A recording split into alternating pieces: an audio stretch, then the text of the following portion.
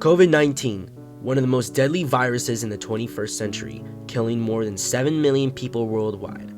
Originating as a zoonotic virus meeting and spread from animals to humans, but also could have been a laboratory-related incident.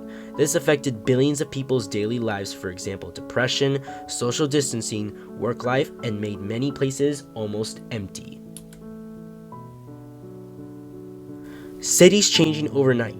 Since the rise of COVID-19, it transformed cities overnight by closing many markets, streets, airports, you name it. What was once places full of people became a form of nothingness. Studies show that many young people ranging from children to young adults tested positive, then people of old age because of their social interactions with others and travel-wise spreading it even more. Pre-COVID urban design. Before the pandemic occurred, our world was a safe place, with past events that have happened before. Markets were filled to the brim with people, trains were full, increases in social activity, workforce both indoor and outdoor was busy, and, well, you get what I'm saying. But this will all change in just one day as they announced emergency changes to public space. Since the pandemic was reported to start on March 13th, 2020, there have been an insane amount of changes to public space, such as temporary bike lanes and pedestrian zones. This did make pedestrians safer as they were spread out using social distancing of about 6 feet.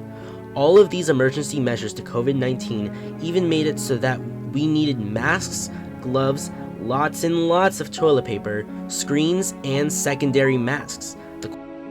On Long Island, donations pouring in there at the Suffolk Fire Academy in Yaphank. This includes all those high-demand items we've been telling you about, the PPE masks, the gloves, the hospital gowns.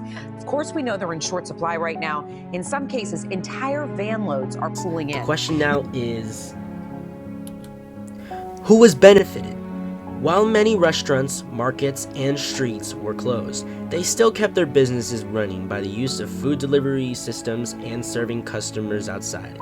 It also benefited people to have more freedom around the world, just less of them outside, and by creating safer routes for cyclists with the help of protection gear, like masks for example. This brings another question on the table. Who didn't it benefit? Over time, the pandemic ruined millions of people's lives, such as depression, behavioral problems, and feelings of helplessness. Workers made it their duty to create barriers to eliminate close contact.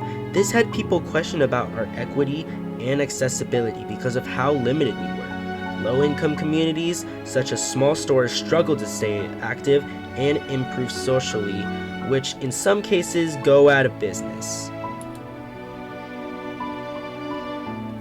Which changes stayed?